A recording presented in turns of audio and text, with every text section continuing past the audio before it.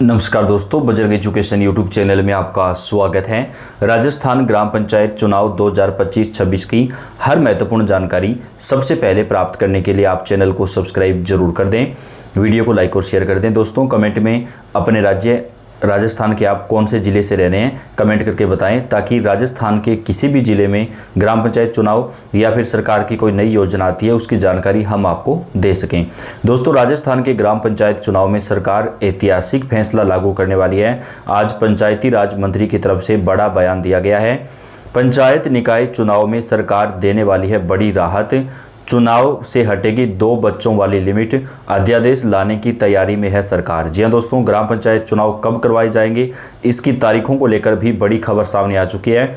और राजस्थान के ग्राम पंचायत चुनाव में शैक्षणिक योग्यता कितनी लागू होगी वो भी सामने आ चुका है, यानी 10वीं पास, 12वीं पास या फिर ग्रेजुएशन, इनमें से कौन सी योग्यता लागू की जाएगी वो भी आपको इस वीडियो में बताएंगे।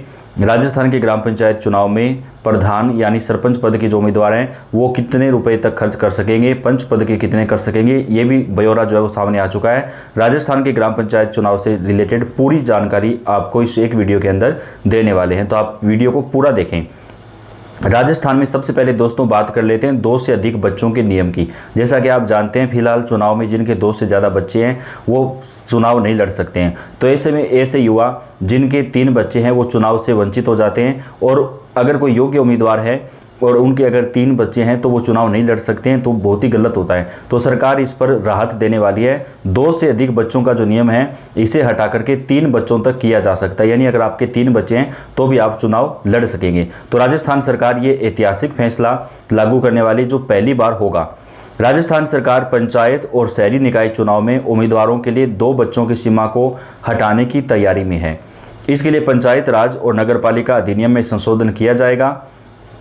27 नवंबर 1995 के बाद तीसरा बच्चा होने पर चुनाव लड़ने की अयोग्यता का प्रावधान खत्म होगा।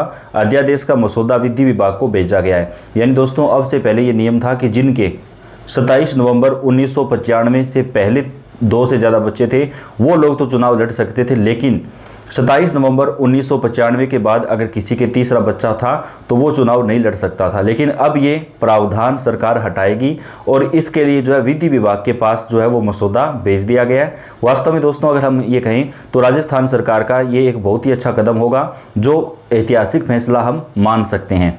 राजस्थान सरकार पंचायती और शहरी निकाय चुनाव में उम्मीदवारों के लिए 2 बच्चों की सीमा समाप्त करेगी। चुनाव कब करवाए जाएंगे, तारीखें भी हमारे पास आ चुकी हैं, वो भी आपको बताएंगे। सूत्रों के हवाले से जो बड़ी खबर है तारीखों को लेकर वो भी आपको बताएंगे। तो वीडियो में आपको बने रहना है, वीडियो आपको जरा सा भी छोड़ के नहीं जाना है, वीडियो आपको पूरा देखना है, तभी आपको पूरी जानकारी दोस्तों इस वीडियो के अंदर हासिल हो पाएगी। सरकार पंचायत राज और नगरपालिका अधिनियम में संशोधन के लिए एक अध्यादेश लाने की तैयारी में है। इसमें उन व्यक्तियों को चुनाव लड़ने से अयोग्य ठहराने वाले संविधान प्राविधान को समाप्त किया जाएगा जिनके 2 से ज़्यादा बच्चे हैं।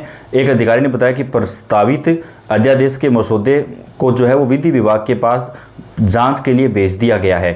स्वीकृति के बाद प्रस्ताव कैबिनेट के समक्ष रखा जाएगा। वर्तमान में ये कानून उन व्यक्तियों को चुनाव लड़ने से रोकता है जिनके 27 नवंबर 1995 के बाद तीसरा बच्चा हुआ है।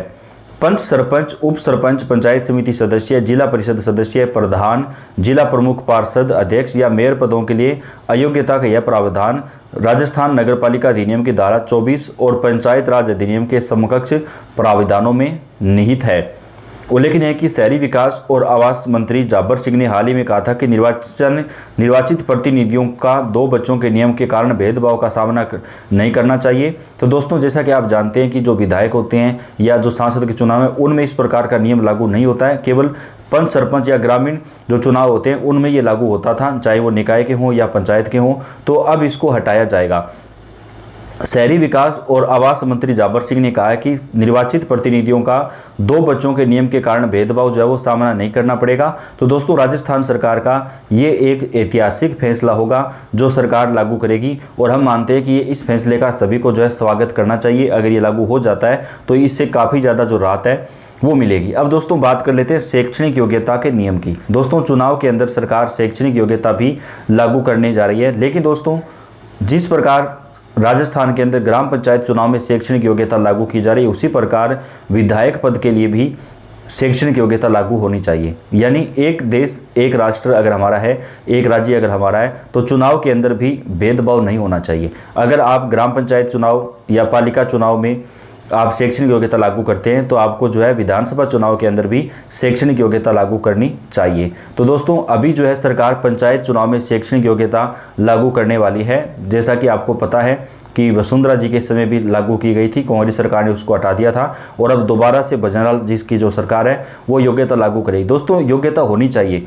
क्योंकि आज का जो समय है वो डिजिटल समय है, युवाओं को मौका मिलना चाहिए। लेकिन अगर दोस्तों पंच या सरपंच भी हम बिना शैक्षणिक योग्यता के नहीं बना सकते हैं तो एक विधायक जो एक एमएलए है, जो आगे चलकर जो है कई लोग जो है वो ऐसे पद पर जाते हैं दोस्तों जो पढ़े लिखे नहीं होते हैं या बहुत कम पढ़े लिखे होते हैं, तो आखिर वो हमारा विकास कैसे करेंगे। तो उनकी जगह भी पढ़ा लिखा व्यक्ति होना चाहिए, ये भी हमें जो है वो ध्यान रखना चाहिए और सरकारों को इसके ऊपर जो ध्यान करना चाहिए और आम जनता को भी इसकी हमें आवाज़ उठानी होगी।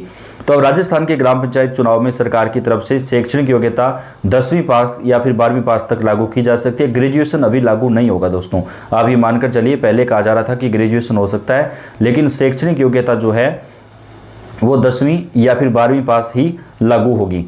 राजस्थान के अंदर 3400 से ज़्यादा नई ग्राम पंचायतें बन चुकी हैं दोस्तों, और उन पंचायतों के जो चुनाव हैं वो भी एक साथ होंगे। काफ़ी सारे ये कमेंट्स आ रहे थे कि क्या नई पंचायतों के चुनाव एक साथ होंगे या नहीं होंगे। तो आपको बता दें कि राजस्थान के अंदर सभी ग्राम पंचायतों के जो चुनाव हैं वो एक साथ करवाए जाएंगे। तकरीबन 14,000 से ज़्यादा ग्राम पंचायतें जो है वो बनाई गई हैं और उन सभी पंचायतों के चुनाव एक साथ ही सरकार संपन्न कराने वाली है। जितनी नई पंचायतें बनी हैं उससे दोगुनी पंचायतों का पुनर्गठन किया गया है। लगभग हर पंचायत की सीमाओं में बदलाव हुआ है। इसका स्थानीय राजनीति पर भी असर पड़ेगा। प्रदेश में नई पंचायतें बनने के बाद अब सरपंचों, उप सरपंचों और वार्ड पंचों की संख्या में जो है वो भी बढ़ोतरी होगी, उनके पद बढ़ेंगे और कर्मचारी भी ज़्यादा लेने होंगे। तो ऐसे में नई भर्तियाँ जो है वो उनका रास्ता भी साफ हो जाएगा। जितनी नई पंचायतें बनेंगी उतने ही ज़्यादा पद बनेंगे। रेगिस्तानी जिलों में मापदंडों में छूट की वजह से नई पंचायतें जो है वो ज़्यादा बनी हैं, जैसे जैसलमेर हो गया, बाड़मेर हो गया, बीकानेर हो गया। तो इन जिलों में जो है ज़्यादा पंचायतें बनाई गई है क्योंकि वहाँ पर जो है दोस्तों काफ़ी लंबी यात्रा करके लोगों को जो है वो पंचायत भवन में जाना पड़ता था, तो वहाँ पर नई पंचायतें ज़्यादा बनी हैं। राजस्थान के पंचायती राज मंत्री ने कहा है कि सरकार तय समय पर ही चुनाव करवाएंगी। तो राजस्थान के अंदर अगर बात करें ग्राम पंचायत चुनाव की, तो जैसा कि आप जानते हैं, हमने आपको बताया था कि हाई कोर्ट ने 15 अप्रैल 2026 तक का समय दिया है राजस्थान के ग्राम पंचायत चुनाव करवाने का। तो उस समय तक जो है सरकार ये चुनाव करवाने वाली है दोस्तों। और राजस्थान के ग्राम पंचायत चुनाव में ये जो नए नियम हैं वो सरकार की तरफ से यहाँ पर लागू जो है वो किए जाएंगे। तो आपको क्या लगता है राजस्थान के ग्राम पंचायत चुनाव में शैक्षणिक योग्यता क्या होनी चाहिए? आप इसके बारे में क्या सोचते हैं? अपनी राय आप कमेंट बॉक्स में लिखिएगा। राजस्थान के ग्राम पंचायत चुनाव से रिलेटेड हर महत्वपूर्ण जानकारी आप तक हम पहुंचाएंगे। आप वीडियो को लाइक कर दें और ज़्यादा से ज़्यादा शेयर कर दें। धन्यवाद।